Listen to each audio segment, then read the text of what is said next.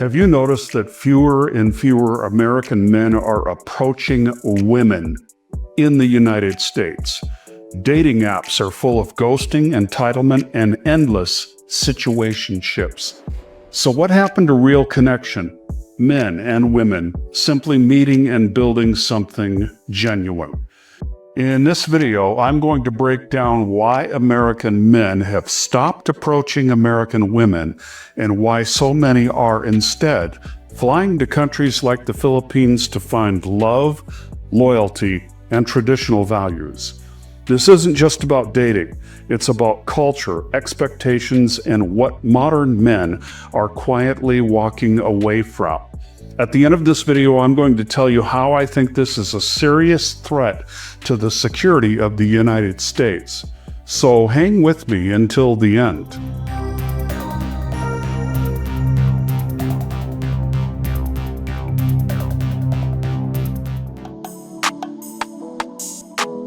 Let's start with what changed in America. A generation ago, dating was simple.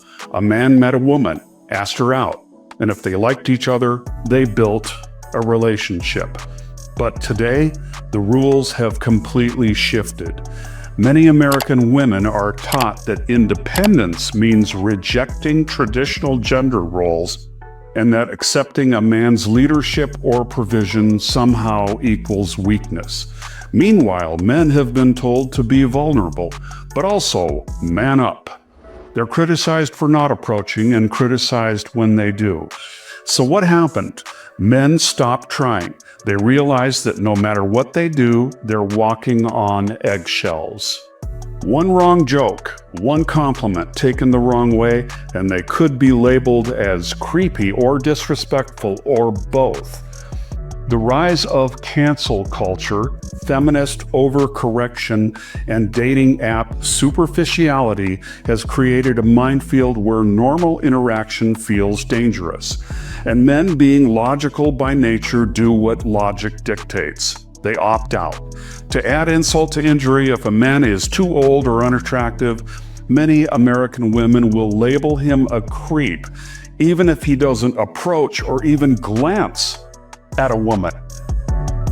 Now let's be honest, social media has completely distorted what many American women expect from men. Platforms like TikTok, Instagram, and even YouTube are full of relationship experts telling women never to settle, to demand luxury, and to expect the 666 man. That's 6 feet tall, 6-figure income, and six-pack abs. But statistically speaking, less than 2% of the men even meet that description. So what happens? Average men, good, honest, hardworking men, are invisible. They're overlooked because they don't fit into this fantasy. And when men realize that, they stop playing the game. Instead, they start researching and they discover something interesting. In places like the Philippines, women still value character over cash. They value kindness, loyalty, and family. It's not about how much you make, it's about how much you care. Then there is the risk of rejection and false accusations. Approaching a woman used to be a normal thing.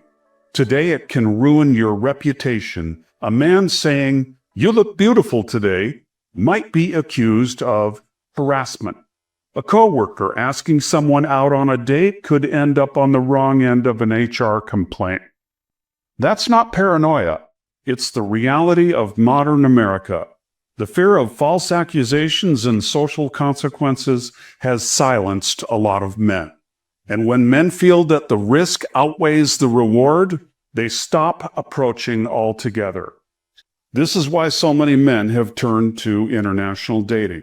In countries like the Philippines, men are still respected for being men.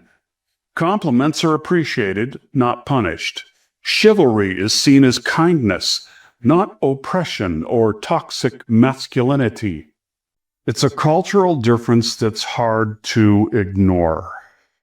Now let's talk about why the Philippines specifically has become one of the top destinations for American men seeking long-term partners. First, the culture is family-oriented. Filipinos are raised to value relationships, respect, and loyalty. Divorce doesn't exist here and family bonds are strong. Second, English fluency. Communication is easy and natural. American men don't face the language barrier that exists in other parts of Asia. Third, traditional femininity. Many Filipinos still believe in nurturing their partners, supporting them emotionally, and taking pride in being good wives and mothers. Not because they're forced to, but because that's how they're raised. American men see that, and it feels refreshing. They realize that they don't have to fight for dominance or debate gender politics. They can simply be men again, providers, protectors, and partners. And in return, they receive genuine affection, respect, and gratitude. Let's not ignore the economics. In the U.S., dating often feels transactional. Dinner dates, vacations, and gifts. Many men feel like they're constantly auditioning for affection. In contrast, when dating a Filipina, many American men find that appreciation matters more than money. A simple gesture, paying for dinner, bringing a gift, or helping family, is seen as generosity, not a requirement. Men aren't treated like ATMs. They're treated like partners. That sense of appreciation is what American men crave. They're not looking to buy love. They're looking to be valued. Now, some critics label these men as passport bros. It's a term used both mockingly and proudly. But when you dig deeper, it's not about exploiting foreign women.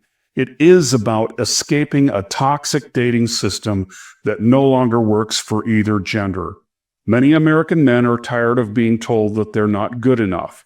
They're tired of women competing with them instead of connecting with them. So they travel, not to control, but to connect, not to dominate, but to find balance. And guess what? It's working. Thousands of American men have found happy marriages with Filipinas, built on respect, loyalty, and love. I see so many foreigners here that it's unbelievable how many of us are here. We're not really noticed that much at all by Filipinos. American women are losing good men to countries like the Philippines. Well, f you. Go away. Go find your women wherever you want if you're not satisfied. I don't know what to tell you. If you want a woman who barely even speaks English and just has to suck your dick, go for it. You see the anger? Do you see that? Triggered immediately. Well, F you then. Just go overseas. We don't need you. Whatever. Bye, loser. What are you, 30 plus? No ring, no prospects for children, no man, no husband, no nothing. Far too many entitled American females are telling men to leave to go find women in foreign countries. While American men are exploring international options, many American women are doubling down on unrealistic expectations. They think the good men disappeared. But the truth is, those men just stopped chasing. They got tired of rejection, drama, and never being good enough. Now they're investing that same energy in women who want relationships, who value men, and who believe in building something together. It's not about running away from American women. It is about running toward peace. Now let's talk about a Philippine culture that is refreshing. When an American man dates a Filipina, he often experiences a sense of calm that he hasn't felt in years. There's less attitude, less conflict, and more teamwork. But that doesn't mean it's always easy. Cultural misunderstandings still happen. Family expectations can be challenging. Yet most men say that it's worth it, because with the differences, the respect and affection they receive are genuine. The relationship feels real, not performative. So what does all this say about where we are as a society? It says that American dating has become more about power than partnership, more about validation than connection. And until that changes, more and more men will look elsewhere. Not because they hate American women, but because they want something that American culture no longer provides: peace, loyalty, simplicity, and love. So at the beginning of this video, I told you that this trend of men walking away from dating American women is a serious threat to the security of the USA.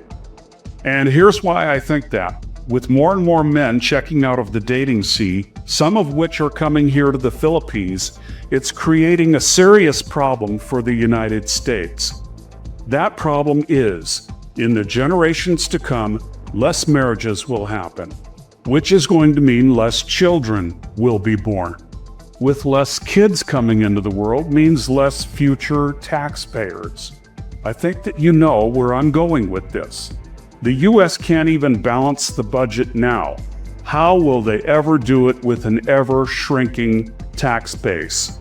I can't help but think that these entitled American feminists, with their unrealistic expectations, who are driving good men out of the US, will help bankrupt that same country.